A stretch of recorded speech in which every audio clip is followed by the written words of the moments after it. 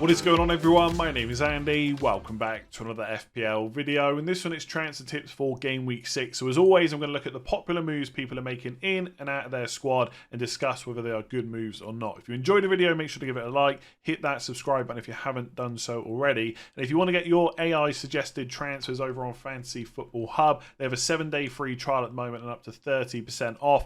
All the links you need are in the description below. So let's start off with Mo Salah. He got 10 points at the weekend against Wolves, 2 assists, nearly came away with a third, but it was given as an own goal. So all of a sudden, he's very popular. And I think this is a little bit similar to the Raheem Sterling situation in game week 4, apart from we know how good Salah is as an FPL option at Liverpool, in that everything's kind of coming together for people to bring him in. So with Sterling, it was at a time when he just got 19 points. The fixtures looked pretty good afterwards. But also, people were starting to get not necessarily frustrated with their midfielders, but there were midfielders that people were happy to sell. So I sold Martinelli for Sterling, for example. And I think that's the same thing that's happening this week.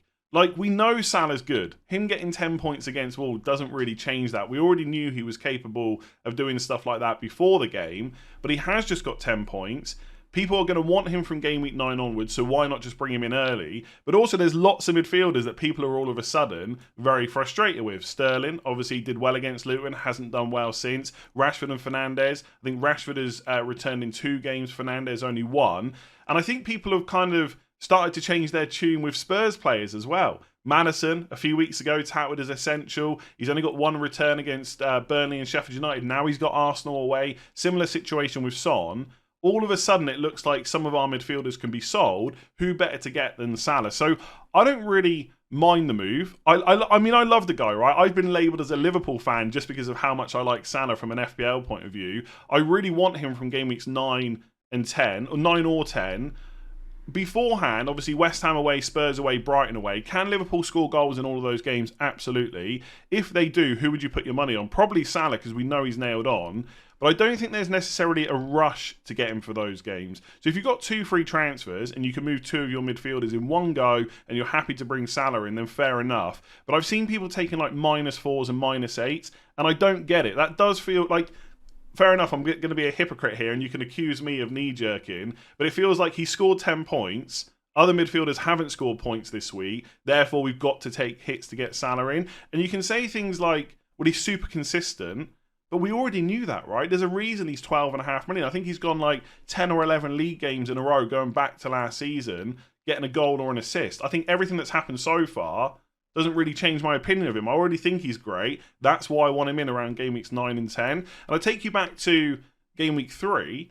Salah got 5 points in the first game, 5 points against Bournemouth. That's consistency, 2 returns in 2 games. Did anyone want to buy him after Bournemouth? No. In fact, people that owned him wanted to spread the money around to other midfielders. All of a sudden, 3 weeks later, people want to do the opposite of that. They want to take the money out of midfield and put it into Salah. There's not really a right or wrong. Everyone's team is going to be different. Everyone's got a different amount of transfers available. And I get the appeal of wanting him. But the similar arguments still apply. You're probably not going to captain him over the next 3. And no, that's not a reason specifically to not get him in. But it should come into your thinking if you can spread that money around in a better way. If you've got the funds for like a Salah, I don't know, and a Diaby versus Rashford and Fernandes, maybe that's your decision, then fair enough, it probably is quite close. But also, as bad as the Man United players have been, they got Burnley away this week. And again, we go back to the conversations before game week 3. Rashford and Fernandes hadn't performed in the first 2 games. Therefore, it was time to get rid of them. What did they do in an easy fixture of Forest at home? They both returned. And Burnley away is a pretty good fixture. So would anyone be surprised if Rashford and Fernandes return in that game? I probably wouldn't. I think we're going to talk about Rashford later on. But I just think you've just got to be careful not to change the narrative, I guess, right? And again, I go back to the Sterling and the Son moves. I get it. People are going to say that I did that for me, but I had spare transfers and money in the bank. I said many times last week I would not sell Saka or Fernandes or Rashford for Son. I was only doing it for Sterling because I had the money and I wanted to target that Sheffield United home fixture, and I had 2 free transfers. If I'd only had 1, I would have probably rolled.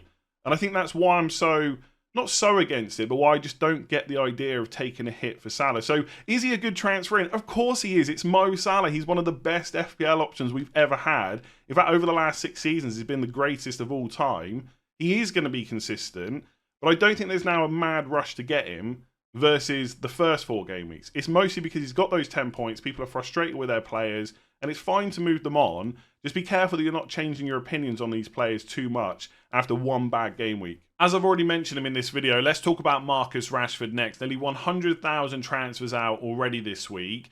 And I kind of get a bit of the frustration, right? Maybe he hasn't performed at quite the level people were expecting. Man United certainly haven't. But at the same time, I feel like that goes out the window because they got Burnley away in game week 6. And I feel like you've got to caveat everything you say online to kind of cover every other potential circumstance. Yes, if you've got 2 free transfers, you really want Salah as a long-term move, you can do it for free. You're sick of Marcus Rashford and Man United. Fair enough, sell him. But for most people, they don't need to use a transfer on Rashford this week, especially if there's other fires to pay out, like N.Jackson in my team, for example. People might have defensive issues. Like, he's not a priority to get rid of, especially for a hit. I'm not sure many people are doing that, but I have seen some people taking a hit for Salah that involves getting rid of Rashford, and I don't particularly get it. It's not just that Burnley is a good game on paper. I think it's a good game specifically for Rashford, right? From what we've seen so far, they don't look like a team that's just going to sit deep and wait for other teams to break them down. Maybe they'll do that at home to Man United, but against Spurs, they had a lot of joy in behind. And against Forest last night, there were a couple of opportunities for Forest to counter, and had they done a bit better in those situations, they would have walked away with more than 1 goal. So I just think it's a really good game, not just for Man United, but for Rashford in particular, and therefore he's a pretty good hold. And look, he maybe hasn't performed at the level people were hoping, but if you watch that Brighton game, he was definitely Man United's best attacking threat. He was kind of centimetres away from getting another assist. That would have been 4 returns in the first 5. And I'm not making excuses for Man United, right? They haven't been good enough, but they have already played Spurs away and Arsenal away. So the first 4 fixtures outside of Wolves and Forest weren't necessarily that easy on paper. They should have scored more goals in those games, but whatever, right? On paper, they're a bit more difficult than what they've got coming up. So coming up, you've got Burnley away, then back-to-back home games against Palace and Brentford, and Sheffield United away. So even if you want to get rid of Rashford soon, then okay, maybe do it if you don't think they're going to break down Palace and Brentford. But surely Burnley away is not the time to do it. Like, put it this way, I think there's more reasons to buy Rashford than there is to sell him. And I know people are going to think that's Man United bias. That's always the comment that comes out whenever I talk about them. But I just think that fixture run is so good, and Rashford is such a good FPL option, I just can't see a big reason to sell him. And my plan was to always probably hold him up till game week 9 anyway. So I guess I'm just not changing my opinion too much. But I guess on the not performed to that level, he has got 3 returns in the first 5. It's not awful. And I know there'll be a bunch of cheaper players that have done just as well, if not slightly better. But there'll also be a bunch of cheaper players that haven't done as well. And sometimes that's why you pay that bit extra for that kind of consistency. 3 returns in 5 before Burnley, Palace, Brentford, Sheffield United away. Is that bad? I would say probably not. I mean, just to put it into perspective, again, a couple of weeks ago, Maddison kind of being touted as essential. He's only got 1 more attacking return than Rashford, right? And think about how those 2 players are being spoken about differently from an FPL point of view. So, yeah, I own him. I am more than happy to keep him for Burnley. Yes, there's probably some circumstances where it makes sense for people to sell him, but not many, I would say. So, speaking of players that have been fairly consistent this season, Edouard at Crystal Palace already has 4 goals in the first 5 games. And the other thing I quite like about him is his minutes are looking pretty good. In the past, Crystal Palace have rotated a little bit. And if not, players like Edouard have come off at like the 60th, 70th minute. That hasn't happened so much so far. And obviously, Crystal Palace are not a team in Europe where that's likely to change anytime soon, especially when you're playing this well. And if we look at the matches he's had so far, it was 90 in game weeks 1 and 2 against Sheffield United and Arsenal, only 70 against Brentford. But then after that, against Wolves and Villa, it was 89 and 89. So the minutes are looking pretty good. His underlying numbers are pretty decent as well. 0.65 expected goals per 90 so far. 0.16 expected assists. The fixtures are okay for the next 3. You've got Fulham at home this week, then Man United away game week 7, then Forest at home in game week 8. So I don't mind them. But as well as playing Man United away in game week 7, which actually might not be so bad if they keep defending how they have been, they've also got to play Newcastle away game week 9 and Spurs at home game week 10. So I would say over the next 3, they're okay. Next 5, I'm not so sure about them. But obviously, he's only 5.6 million. So you shouldn't be expecting a massive amount of points anyway.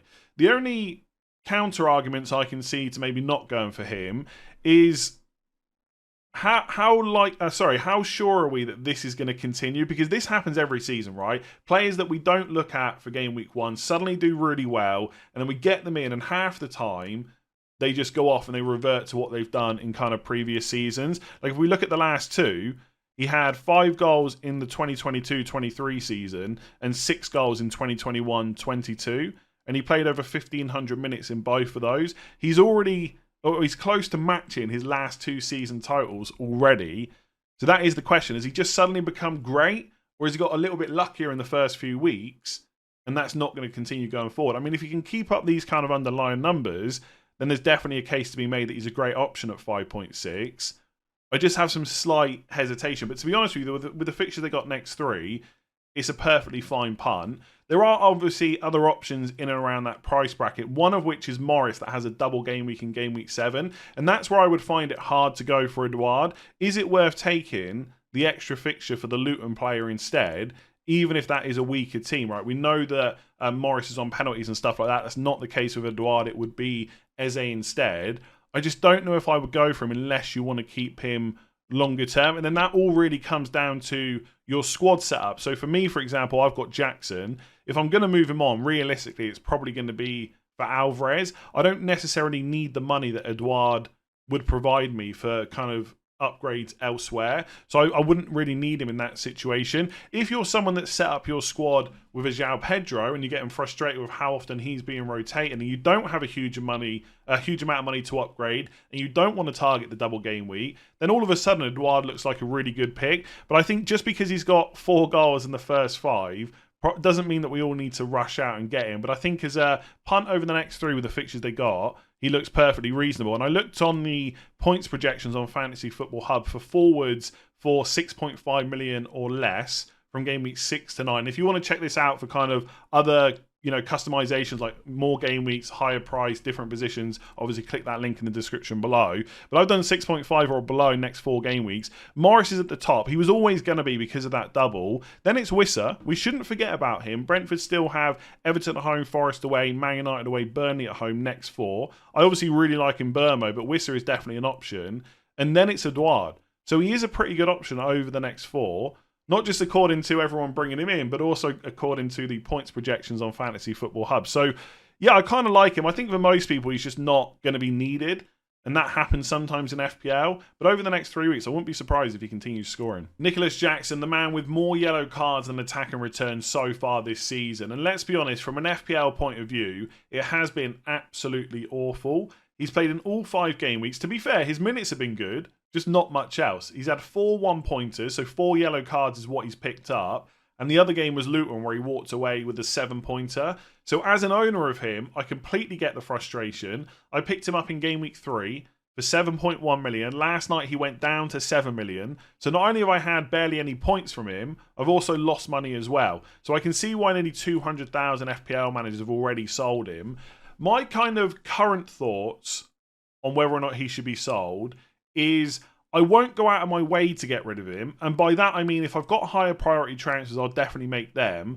I'm not going to start saying that Jackson has to be sold for a hit. So if I had to make 2 defender transfers, like Chilwell and Saliba to double Newcastle defence is something I'm looking at. If I don't think Chilwell's going to start, I then won't also take a hit to remove Jackson. I'll almost certainly keep him for Aston Villa at home and just hope for the best. I know he's only 1 yellow card away from a suspension. And obviously, if he gets suspended, he'll have to be dealt with. But I don't think that's a reason enough to sell him because we know he's going to play against Villa at home. The only other really out-and-out number 9 they have is Broja, and he's not been in a squad yet. So even if he is in the squad, he's almost certainly going to be on the bench. So I think from a minutes perspective, Jackson is fine.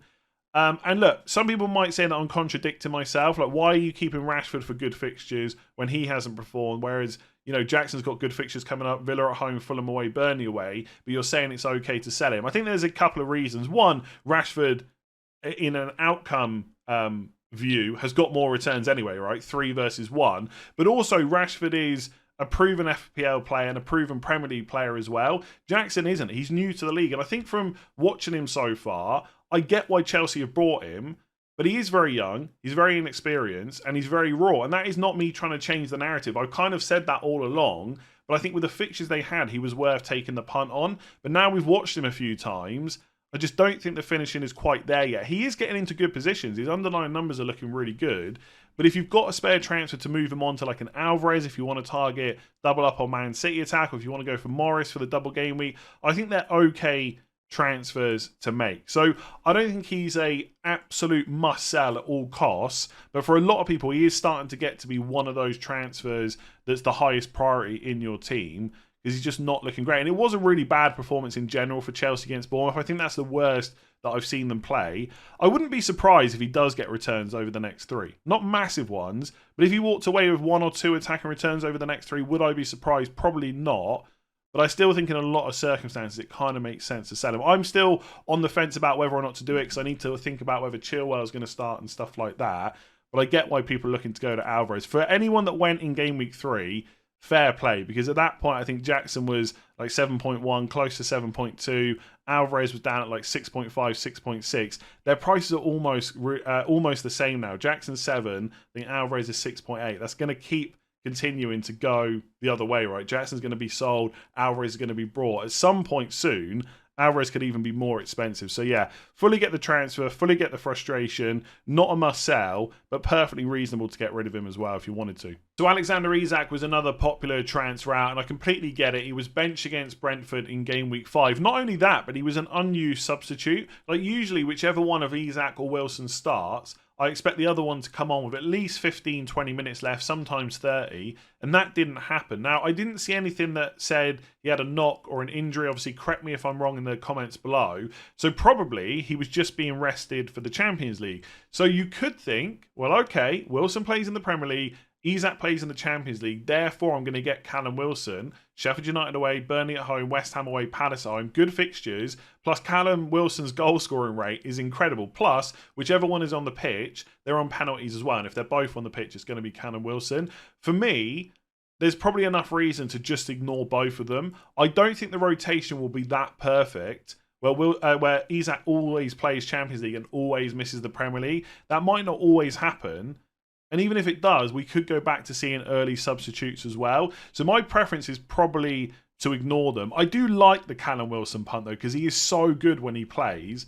And it could be that you get Sheffield United and Burnley, and by the time the rest of us have kind of cottoned on to that, it's too late to kind of bring him in. So you've got your points. We'll continue to ignore him, and he'll continue to play. But I'm just not sure it's necessarily going to work like that. Like, if we look at the fixtures Newcastle have had and have got coming up, obviously the Brentford game was against...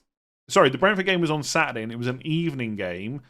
And then they've got to play AC Milan in the Champions League on Tuesday. And it's a 5:45 kickoff. So there's not a huge amount of rest time there. And obviously it is a massive game for Newcastle back in the Champions League. They're obviously going to want to win that, just like every team wants to win every game.